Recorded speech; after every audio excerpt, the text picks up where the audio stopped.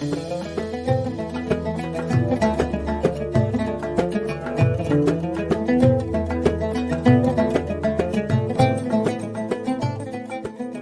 Muhammad seorang nabi yang pernah bersabda dalam hadisnya, ana khairu mukafi, aku ini adalah manusia paling pandai membalas jasa. Fa in ahsana ahadukum ila ahadin falam yukafi'u fa ana ukafi'u yaumil qiyamah.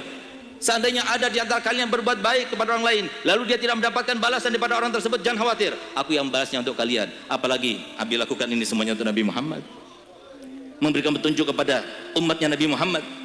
Sehingga ada seorang arif billah di akhir zaman ini, beliau berkata, beruntung kepada kita, sebagaimana tadi saya katakan oleh Allah Hadad, bahwasanya setiap orang punya modal paling tidak dengan niatnya.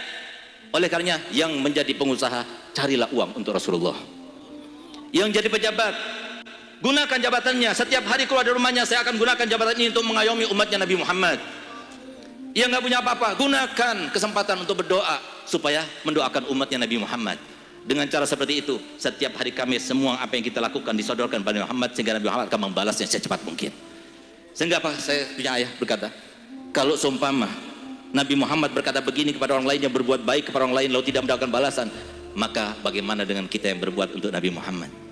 Paling sedikit yang didapatkan oleh para ulama, para asatidzah, para donatur-donatur yang menanggung, yang membantu para pesantren-pesantren dan majelis taklim, madrasah-madrasah diniyah, paling sedikit ketika mereka meninggal dunia, Rasulullah hadir bersama mereka. Ini yang kita inginkan. Dan bagaimana Abu Bakar? Beliau sudah wafat sudah sekian puluh tahun, tapi sampai sekarang masih teriang-iang di dalam telinga kita. Bahkan subhanallah, di antara karomah beliau, kemarin saya sempat sedih hari Kamis, di dalam mobil saya melihat sebuah video daripada cucu beliau Habib Ahmad, yang beliau katakan, orang kalau tidak dipanggil oleh Abu Bakar tidak akan sampai ke sini. Orang kalau tidak dipanggil oleh Abu Bakar tidak akan hadir dalam haulnya. Alhamdulillah kita termasuk panggil, ya Allah jadikanlah kami termasuk dengan mulia. Subhanallah, terlintas dalam hati saya, ya Allah saya jarang ziarah kepada Abu Bakar, ya Allah saya jarang hadir haulnya, saya hadir rohanya saja. Subhanallah, gak lama kemudian Habib Bakar telepon kepada saya, minta saya hadir di dalam hall ini. Ini karomah daripada Habib Bakar. Ya Allah, jangan sampai kita ini termasuk yang keluar dari tempat ini dalam keadaan hampa.